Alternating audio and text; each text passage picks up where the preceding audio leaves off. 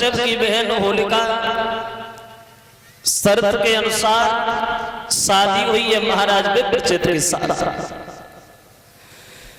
हिरण्यकश्यप को हरा दिया युद्ध में विप्रचित्र ने, तो उनसे विवाह किया गया और विवाह होने के बाद ये होलिका अपने पति के साथ चली अपने ससुराल के लिए। लेकिन जब ससुराल के लिए चली है तो रास्ता में काली मां का मंदिर मिला।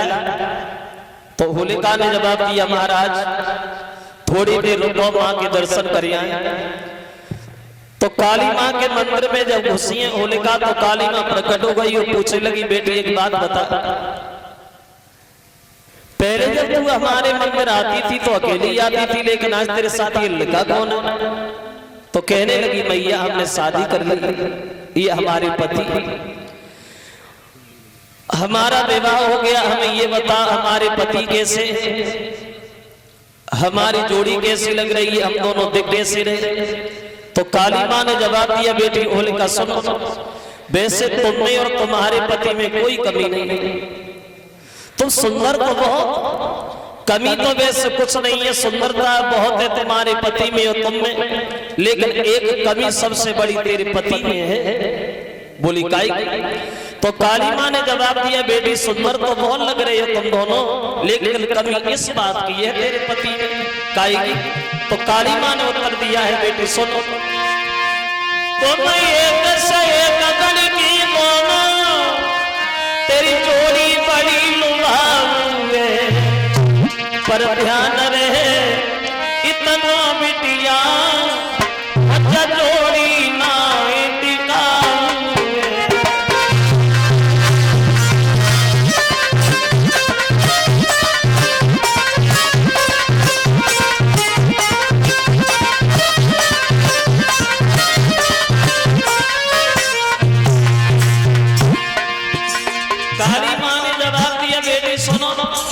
वैसे कमी तो कुछ नहीं है, मगर सबसे बड़ी कमी तुम्हारे पति में है। तुम्हारे पति की उम्र ज्यादा नहीं है, तुम्हारा पति कुछ दिनों के बाद मर जाएगा। और बोली तो मैं एक से एक लड़की दोनों, तेरी जोड़ी बड़ी लुभाऊ है, पर ध्यान रहे इतना बिटिया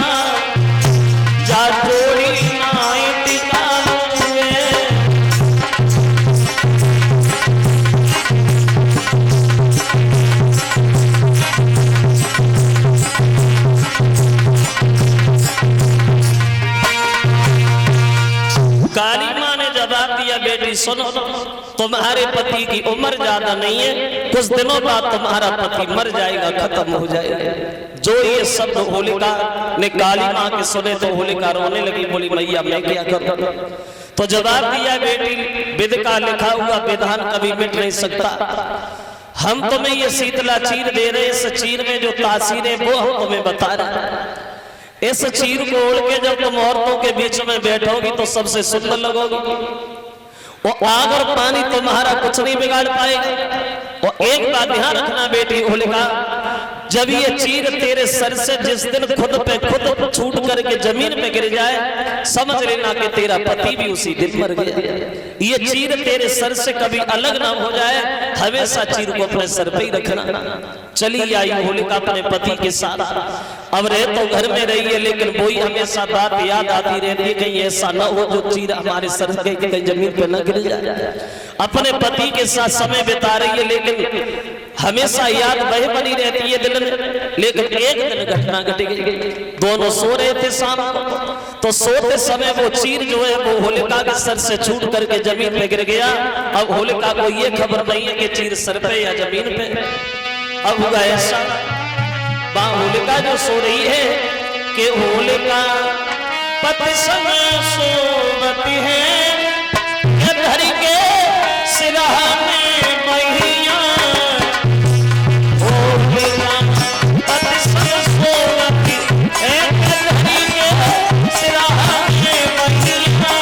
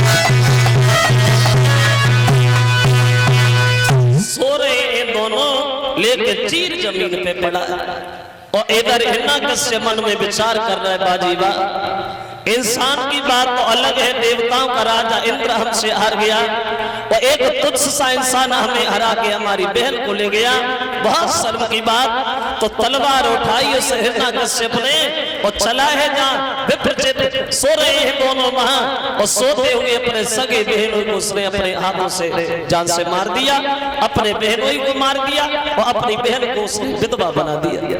होलिका की जब आंख खोली है तो होलिका पछाड़ खा के गिर गई, भैया ये तूने क्या किया? अरे तू कैसा भाई? भाई तो अपने बहन के स्वाद की रक्षा करने के लिए जान दे देता, लेकिन तूने तो हमें जिंदा ही मार दिया। तो कहने लगा बहन माफ करना, जिस समय से तुम्हें ये जीत के आए तो समय से हमें भोजन अच्छा नहीं लग रहा था, तुम हमारे साथ चलो, हम तुम्हारी एक देवी की तरह पूजा करें। चली आई थी होलिका, वो यही दुश्मनी थी होलिका को हिरण्यकश्यप से, हमेशा यही सोचती रहती थी कौन सा वो दिन आए जब मैं अपने पति का बदला अपने भैया से लूं, और आज उसे मौका मिल गया। मन में सोचा चलो भैया को नहीं मार पाया तो भतीजे को तो मार ही दे। अब प्रहलाद को गोद ले लिया। अब वो होलिका कपट भरे प्रेम को दर्शाती हुई बोली, बेटी एक मेरी बात सुनो, तुम्हें उसका नाम काहे को ले रहे हो? वो तुम्हारा दुश्मन है, तुम्हारे चाचा को मारा, हमारे भैया को मारा, भूल जाओ से। तो प्रहलाद बोले चलो मानते बुआ, भगवान दुश्मन है, चाचा मारे, लेकिन बुरा ना लगे तो एक बात कहे क्या? तो प्रहलाद कहते बुआ बात इस बात की है ना कि भगवान को दुश्मन कह रही है, वचन चाचा मेरो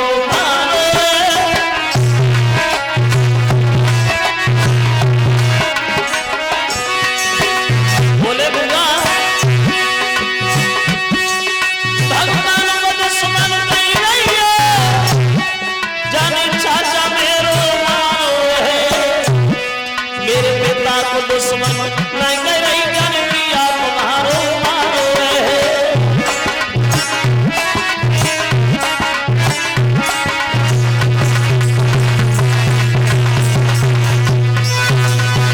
प्रहलाद ने उत्तर दिया चलो भगवान दुश्मन है कि चाचा मारे, लेकिन तुमने हमारे पिता को दुश्मन क्यों नहीं बताया जिन्होंने तुम्हें भरी जमाने पे विधवा बना दिया, तुम्हारे पति को मार दिया।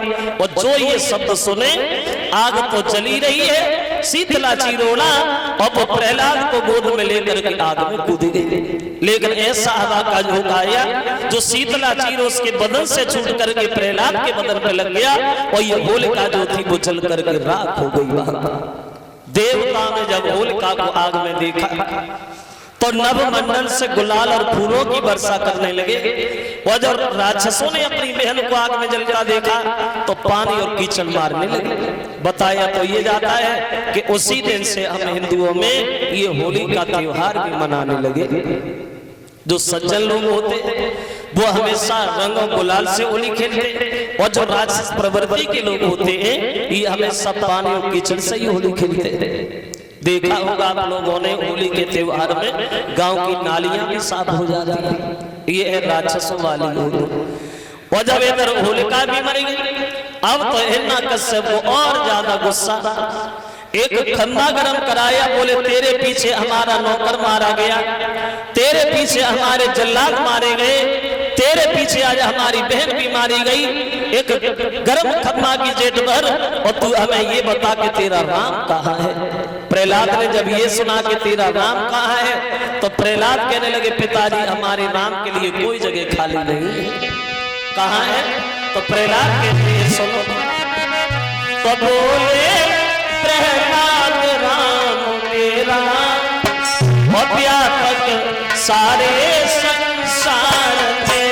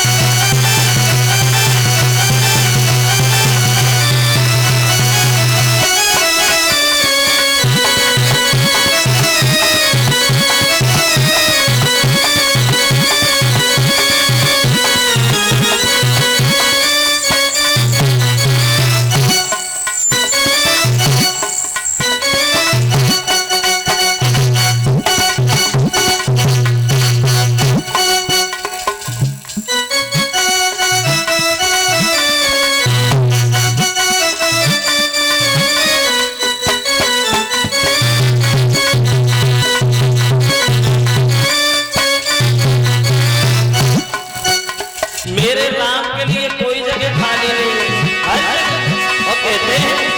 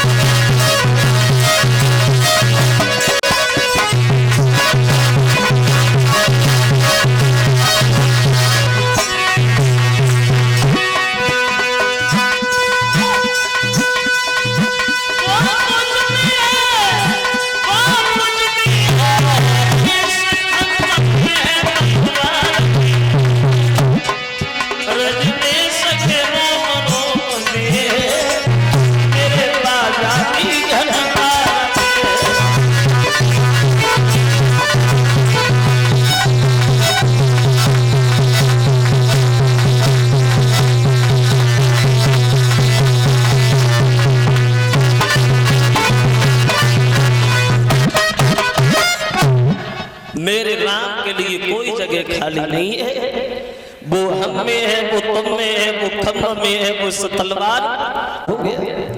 आधा शरीर शेर का, आधा शरीर मनुष्य का, लंबे लंबे नाखून, लपलपाती हुई जीव, उस हिरण्यकश्यप को बीच देहरी पे दरवाजे पे घुटनों पे रख लिया भगवान।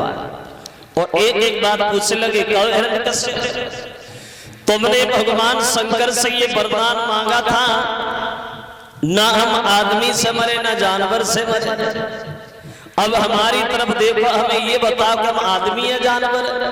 बोले महाराज कैसे बताएं कि आप आदमी है जानवर? आधा शरीर शेर का है, आधा मनुष्य का है। तुमने ये भी कहा ना हम अस्त्र से मरे ना शस्त्र से मरे, अब ये नाखून ले आ रहा हो, ये बताओ ये अस्त्र या शस्त्र है? बोले नहीं महाराज, ना अस्त्र ना शस्त्र नाखून है। तूने ये भी कहा ना हम दिन में मरे ना रात में मरे, अब ये देख के बताइए दिन है रात है? बोले नहीं महाराज, ना दिन है ना रात है, शाम है, संध्या का समय है, भूलों की तरह गोदी में ले जाए भगवान के। एक एक बात पूछ रहे भगवान, कहाँ था वो? तो ऊपर भी नहीं नीचे भी नहीं, और रख लिया दुष्ट को गोदी पर।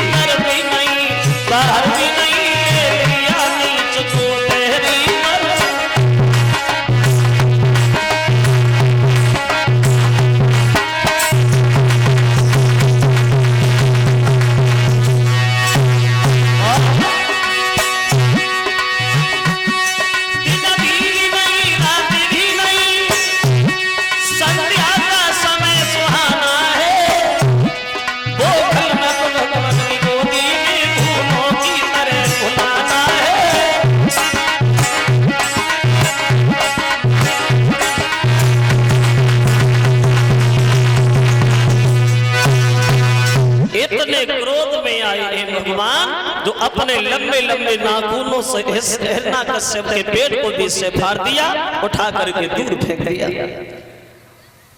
और भाग करके प्रहलाद को गोद उठा लिया। धन्य है मेरे लाल, बात मुसीबत उठाई तुमने, हम तुम्हारी भक्ति पे बड़ा प्रसन्न है, तुम हमसे वरदान मांग लो। तो प्रहलाद ने जवाब दिया, प्रभु हम वरदान कुछ नहीं चाहते, हाँ इतना जरूर कहना चाहेंगे महाराज, ना तो हमारे पिता ने आपका नाम अपने मुंह से कभी लिया और न कभी दूसरे को लेने दिया। हमारे पिता को नरक नहीं स्वर्ग ही मिले।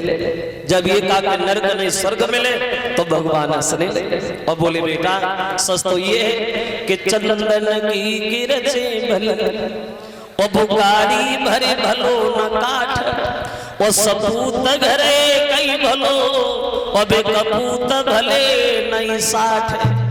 घर में सपूत एक अच्छा होता है और कुल कपूत 50 अच्छे नहीं होते।